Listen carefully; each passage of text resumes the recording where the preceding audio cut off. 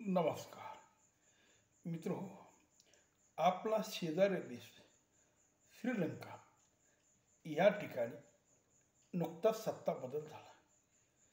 खरं तर 2 वर्षापूर्वी म्हणजे 2022मध्ये तिथले अध्यक्ष गोताबाये राजपक्षे यांना नागरिकांनी पळून लावलं. त्या ठिकाणी उठाव झाला आणि नागरिकांच्या असंतोषाला घाबरून तिथल्या सरकारने पटापट राजीनामा दिला आणि ते पसार झाले. यावेळेस तिथले नागरिक संसदेत घुसले आणि गोताबाया राजपक्षे यांच्या घरात जाऊन सुद्धा त्यांनी नासधूस केली. जे काही महिन्यापूर्वी बांगलादेशमध्ये घडलं ते 2 वर्षापूर्वी श्रीलंकेमध्ये घडलं. तर आता नुकत्याच तिथे निवडणुका झाल्या आणि त्या ठिकाणी अध्यक्षपदासाठी अनुरा कुमारा दिसनायके हे अध्यक्षपदी निवडून आले. हे डावे मार्क्सवादी कम्युनिस्ट पक्षाचे आदर्श असणारे एकीडी ह्या पक्षाचे नेते आहेत. हे तसे बरेच जुने राजकारण आहेत आणि या अगोदर यांनी मंत्रिपदसुद्धा भूषवलेले आहे. तमिळ लोकांविषयी यांना विशेष सहानुभूती आहे. तेव्हा यांचे आदर्श गवेरा आणि फिडेल कॅस्ट्रो आहेत. आत्ताचे पूर्वीचे लेनिन, स्टालिन आणि माओ असे आदर्श असणारे हे अनुकुमार दिसनायके त्या देशामध्ये म्हणजे श्रीलंकेमध्ये सत्तेमध्ये बसले. आता खरं तर लोकांना व्यवस्था बदलणारे लोक किंवा पुढारी फार आवडतात.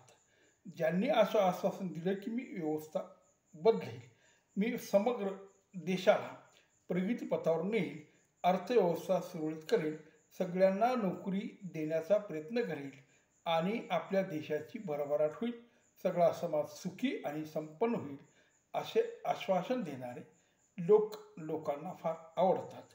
पण जेव्हा ते सत्तेवर बसतात त्यावेळी मात्र जसं 2014मध्ये BJP सरकार आलं आणि अरुण जेटली हे अर्थमंत्री झाले, तेव्हा पी. चिदंबरम यांनी त्यांचं स्वागत अशा पद्धतीने केलं होतं की वास्तव जगात आपलं स्वागत आहे.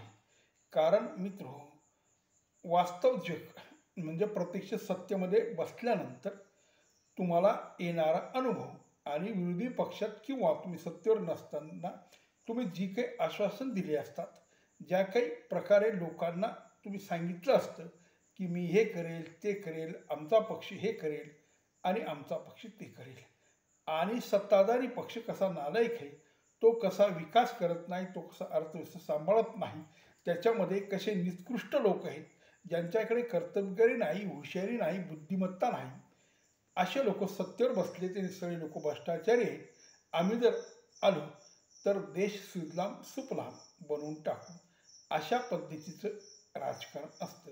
पण जेव्हा तुम्ही सत्तेवर जाऊन बसता त्यावेळेस त्या खुर्चीवर बसल्यावर तुम्हाला देशाचे संसाधन काय आहेत, देशामधचं उत्पन्न काय आहे, आयात निर्यात काय आहे, जगात देशाची किंमत काय आहे आणि आपल्याकडची इंडस्ट्री, आपल्याकडची लोक किती सज्ञान सुज्ञान आहेत, किती मेहनती आहेत, हे तुम्हाला हळूहळू लक्षात येतं. आणि मग आपण जी लोकांना आश्वासन दिली आहे ती कशी आपण पूर्ण करू शकत नाही, अशा वेळी त्यांची खूप चिडचिड होते आणि मग ते काहीतरी वेगळा मार्ग काढून लोकांना मोठमोठे आश्वासन देतात. कुणी पुतळ्याचं आश्वासन देतो, कुणी जगातली महासत्ता आपला देश बनेल असं सांगतं, तर कुणी म्हणतं की जगात आपल्या देशाला किती मान आहे, तर कुणी म्हणतं की मी इतक्या नोकऱ्या लवकरच देईल, मी हे करेल ते करेल. पण प्रत्यक्षात सत्तेवर बसल्यानंतर जो अनुभव येतो तो फार वेगळा असतो. कारण अर्थव्यवस्था सुधार, रोजगार निर्मिती, संपत्तीचे समान वाटप ह्या गोष्टी वाटतं तेवढे सोप्या नसतात. तेव्हा आता हे जे अनुराग कुमार दिसनायके, जी श्रीलंका आज अस्थिर आहे, ज्या ठिकाणी मोठ्या प्रमाणात गरिबी आहे, अर्थव्यवस्था फार चौपट झाली आहे आणि त्या ठिकाणी लोक बिगर नोकरीचे आहेत, त्या ठिकाणी तो कितीपत सुधारणा करेल हे लवकरच दिसेल. पण हा जो एकीडीचा नेता आहे, ह्या नेत्याला एक डाग आहे. 1970 ते 1980च्या दरम्यान जनता विमुक्ती पेरुना या पक्षाबरोबर याने सत्ताधारी पक्षाच्या विरोधात उठाव केला आणि त्या उठावामध्ये 80,000हून जास्त श्रीलंकन नागरिक मारले गेले. त्याचा एक मोठा डाग ह्या राजनेत्यावर आहे. पण तो डाग जरी त्याच्यावर आहे, आज जर त्याने तो व्यवस्थित काम केलं, श्रीलंकेला ऊर्जित अवस्थेत आणलं, त्याची प्रगती केली आणि जर श्रीलंका पुन्हा व्यवस्थित लोकांना सगळ्या पद्धतीने जर सगळं देऊ शकला, तर हा डाग त्यांचा बऱ्याच वेळ पुसला जाईल आणि श्रीलंका आपला शेजारी देश अस्थिर नाही नको ही भारताची भूमिका आहे, त्याचं अस्थिरता संपेल ही फार चांगली गोष्ट होईल आणि असं होवो असं आपण कामना करूया. नमस्कार.